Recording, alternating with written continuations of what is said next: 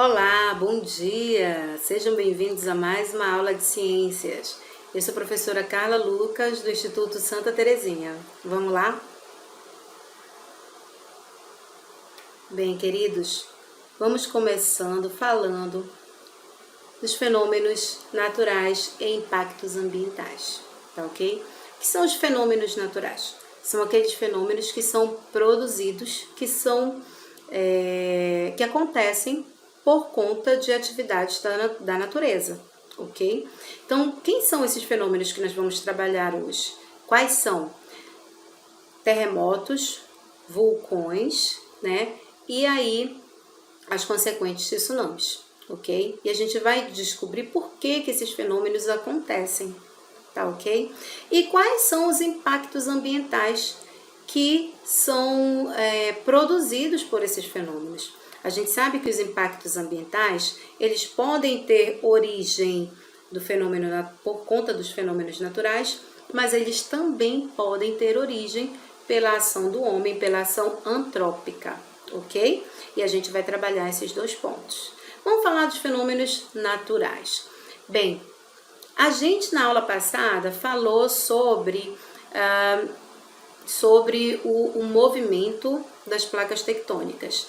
E aí falou sobre a teoria da deriva continental, falou de Pangeia, e que a Pangeia, né, esse movimento das placas tectônicas, ela vem bem antes, mas a gente está pegando desse gancho. E aí o que acontece? Esse movimento fragmentou, ele separou a Pangeia e foi separando até nós termos aí esse formato, né, que nós conhecemos hoje aí dos continentes. Mas esse movimento das placas tectônicas, além de fazer a separação aí dos continentes, é também o responsável por esses fenômenos naturais que eu acabei de falar. Então, notem aqui embaixo, aonde tem esse mapa, esse planisfério das zonas sísmicas e vulcânicas, ele mostra muito bem o limite entre cada placa, né? Você está vendo as bordas vermelhas, são os limites de cada placa. E você também está vendo aí um outro aspecto, um outro fator importante. Tem uma bolinha vermelha, uma não, várias, né? Espalhadas aqui ao longo do nosso planisfério. Essas bolinhas vermelhas, elas traduzem aí a quantidade de vulcões, tá ok, galera? Então é só para que vocês tenham uma base de que o nosso plano, né, no caso aí do planisfério, né, no caso desse mapa, nós temos várias placas tectônicas que estão muito próximas, lógico, umas das outras, se movimentam, em alguns casos se movimentam para o mesmo lado, em outros casos se movimentam para lados opostos. E que nas bordas dessas placas há também surgimentos de outros fatores, como é o caso do vulcão, né? E notem bem que bem aqui, ó,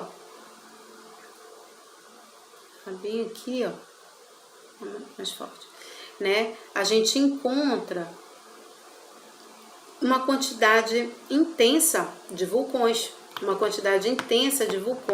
né? E nós chamamos essa parte aí, essa faixa, de Círculo de Fogo do Pacífico. Por quê? Porque é justamente onde tem uma concentração maior de vulcões e vulcões ativos, né? Atividades vulcânicas aí bem intensas. Notem que a nossa placa no Brasil está bem aqui, ó. A gente está praticamente no centro, né, dessa placa, da placa sul-americana. Nós não temos aí tantos, como é que eu posso dizer para vocês, tantas consequências, a gente não consegue perceber sensivelmente, visivelmente, esses abalos todos. Por quê? Porque nós estamos no centro da placa. Porém, é importante falar que em muitos estados do Brasil, alguns tremores, alguns abalos já foram sentidos, mas não com tanta magnitude, por exemplo, que no Japão, né?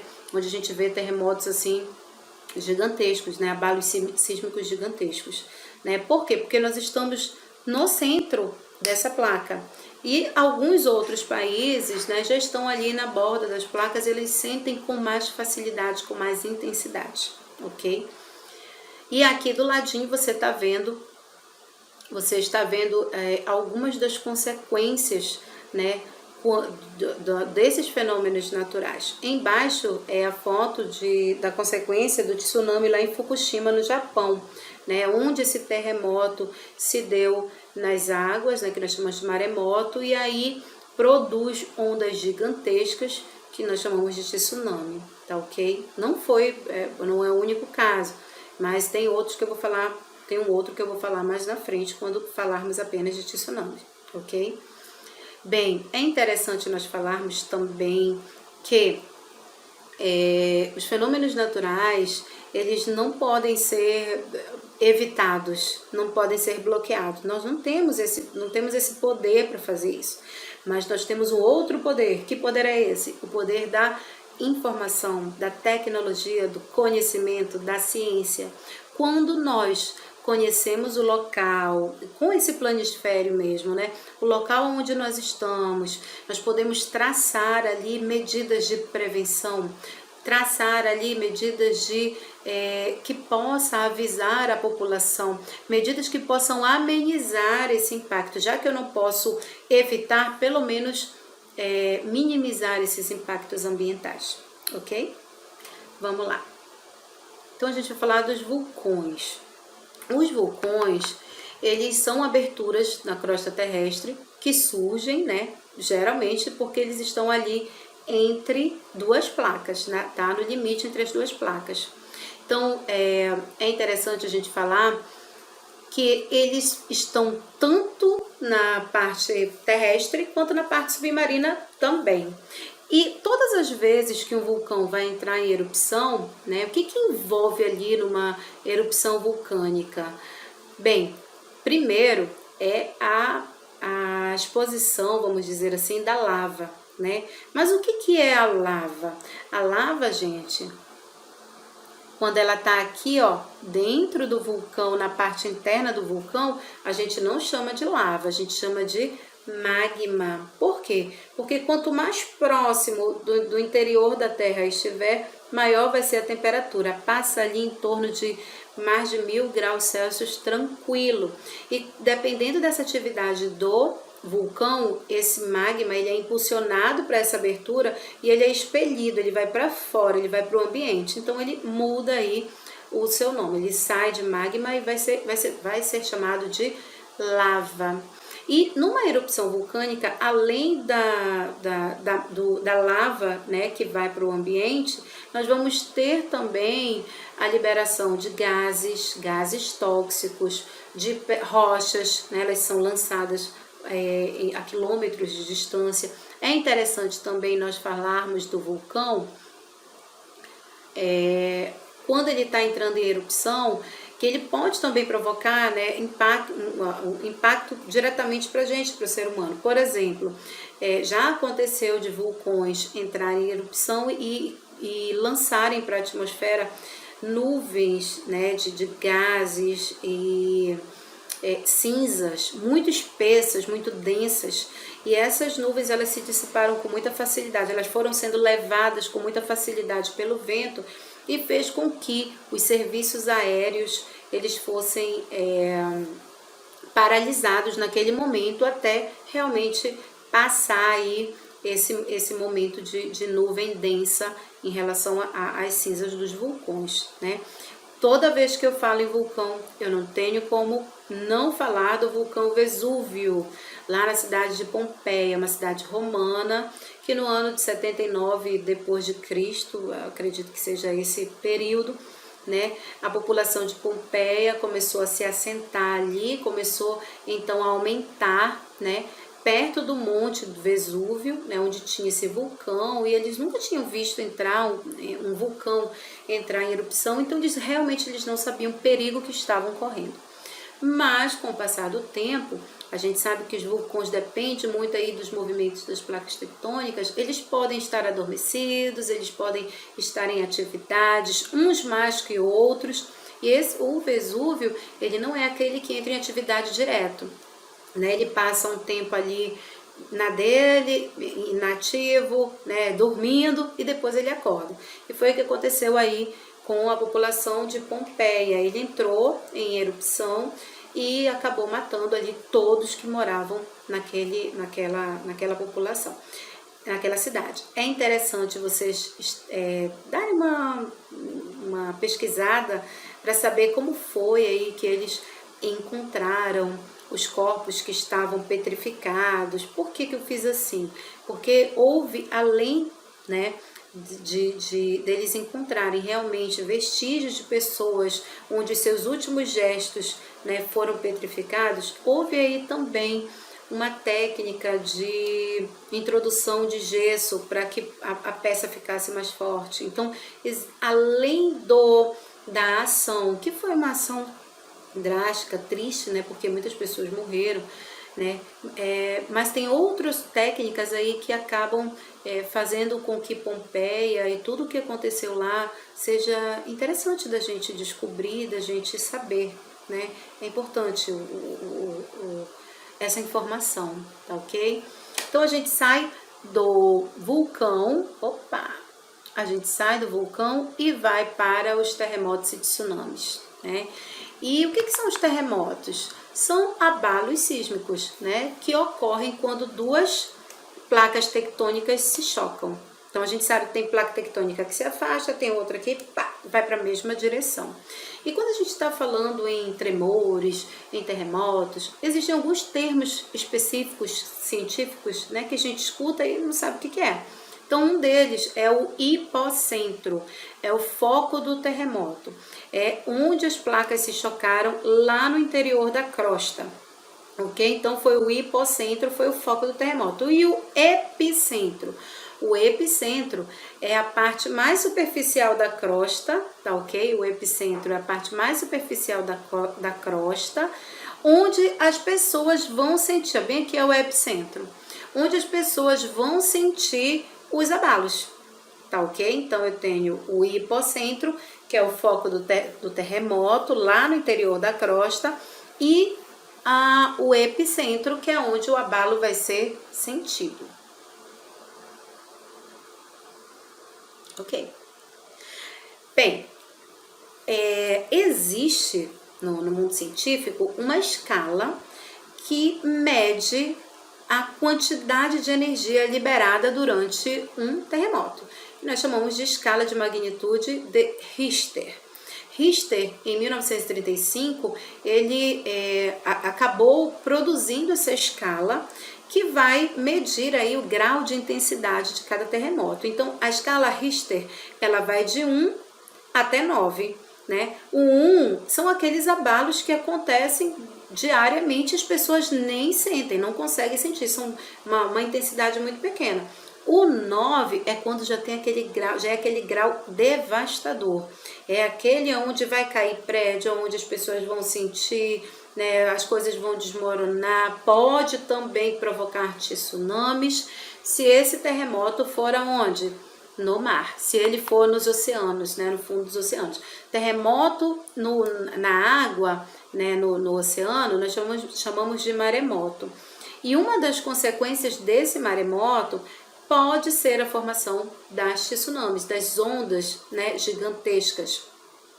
E essas ondas gigantescas que passam, podem chegar aí até 30 metros, nossa, é muito grande, né? Em comprimento, em largura. Essas ondas, elas elas são extremamente letais para a gente, né?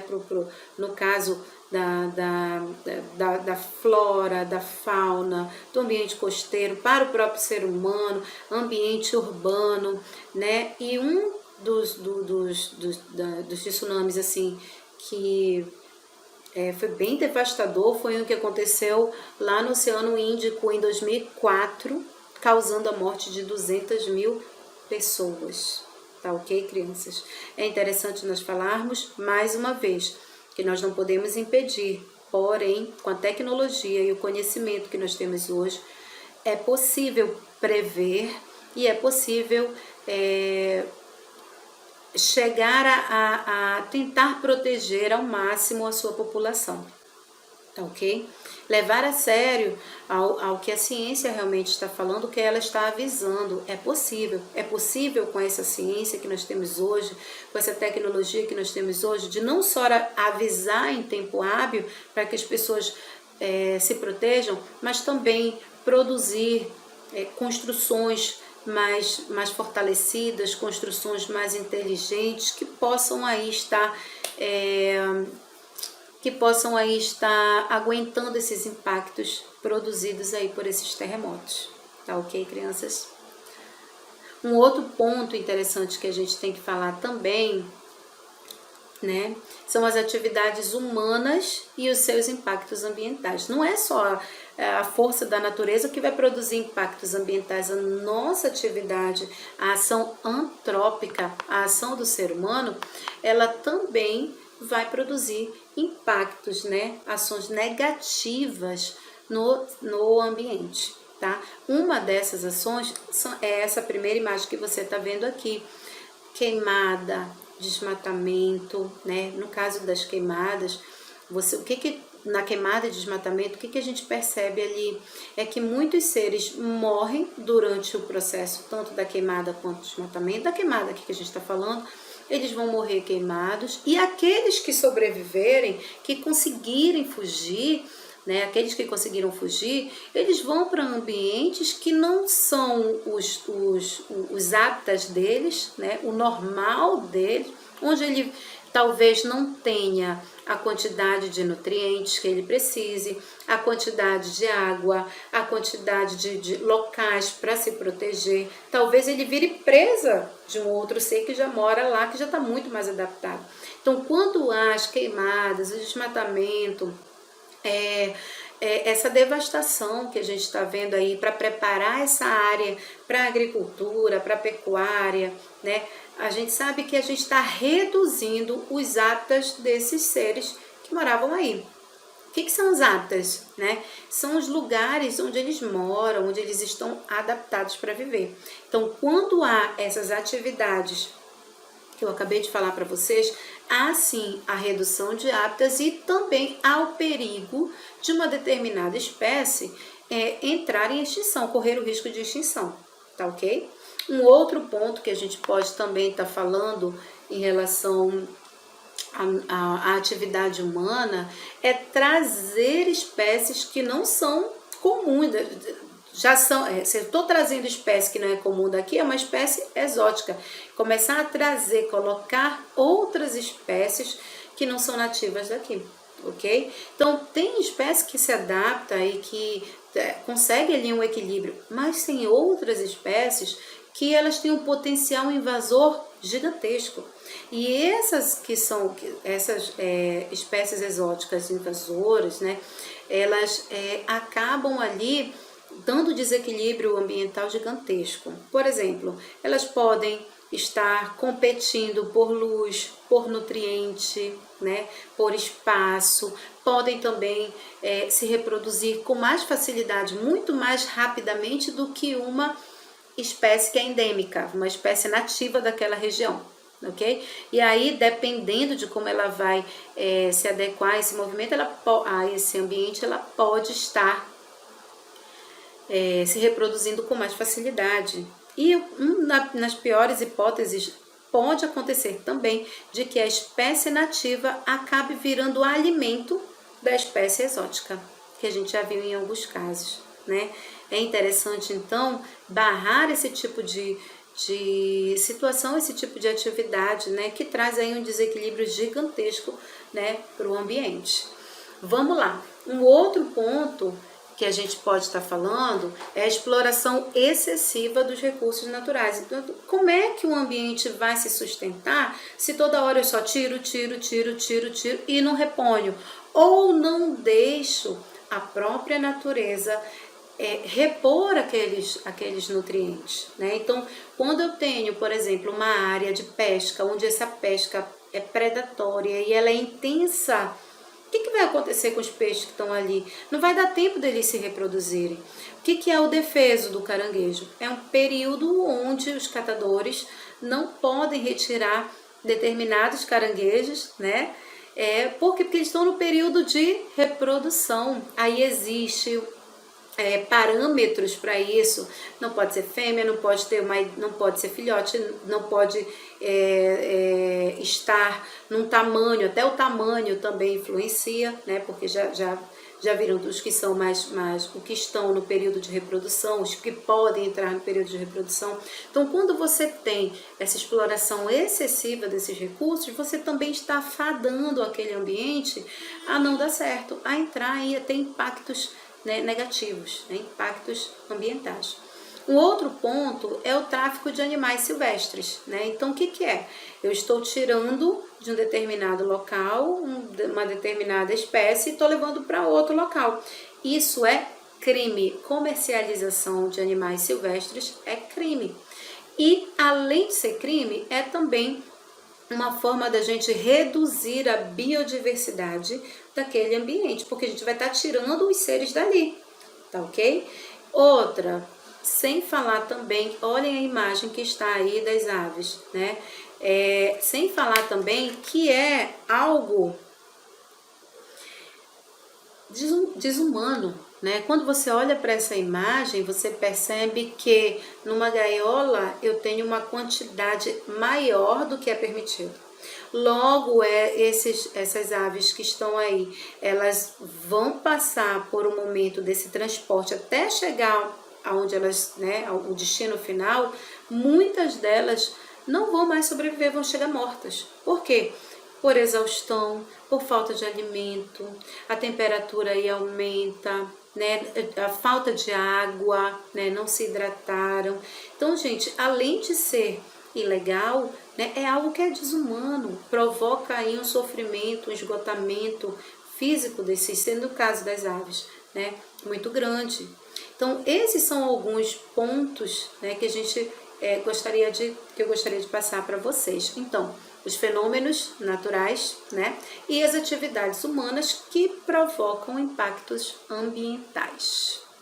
Crianças, nossa atividade, página 28, 30 e 31 do livro didático e do caderno de atividade, página 15 e 16. Próxima aula a gente corrige, tá bom?